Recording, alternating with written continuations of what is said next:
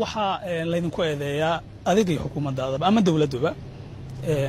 inaad doonaysaan in wax kasta aad xoog ku maquunisaan halkii aad raadi lahaydeen dariiqyo kale haddii ahaan lahayd dhinaca wada hadallada haddii aan lahayd dhinaca dib u heshiisinta haddii ahaan lahayd dhinaca isku jiijiidka oo Soomaali muddo dagaalamaysay u baahan in si jilicsan ama maslaxad guud la raadiyo marka qaar xooga maxal kaliya aad u aragteen waxaan rabaa in aan ka mahad celiyo in aad weydiin kartid su'aal walba oo qabtid waana muhiim dadka Soomaaliyeed inay maqlaan waxaan rabaa inaan kala duuno maxaa xoog ah maxaan xoog ahayn annagu cidna xoog kuma maqoonina laakiin dhaqanka dawladnimo ayaa wuxuu yahay haddaad rabtay inaad dhaqaalaha dib u habeyn ku samayso waa in musuqmaasuqa la dagaalamaa shacabka Soomaaliyeed way idin soo banaan bixin adiga iyo madaxweynaha Soomaaliya 2 sano ka hor iyagoo aad ula dhacsan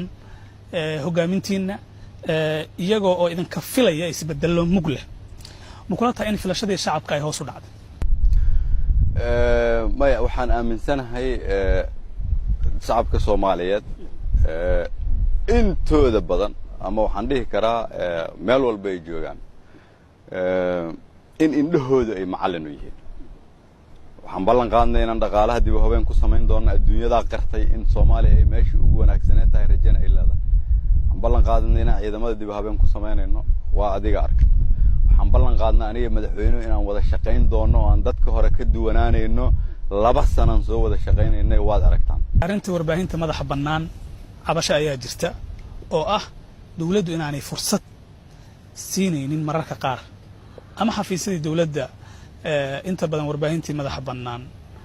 aanay u helin fursado ay akhbaaraadka iyo wax bulshada ay u baahan yihiin ay uga soo qaadaan doorkiina warbaahinta madaxa bannaan muxuu yahay horta waxaan rabaa inaan ogaado ama adiga ka ogaado marka Soomaaliya barbar dhigto dalalka dunida ama wadamada geeska Afrika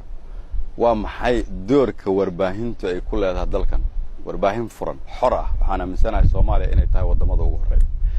doorka idinku aad ku leedihiin dib u dhiska dalka maxay tahay waxaan aaminsanahay idinka laftiina inaad dib isugu noqotaan inaan u furannahay waxa tusaale ah inaad hor fadhidid aad weydiisid su'aal walba aad doonaysid haddii ay ku dhiman tahay aan diyaar u ahay inaad sii weydiisid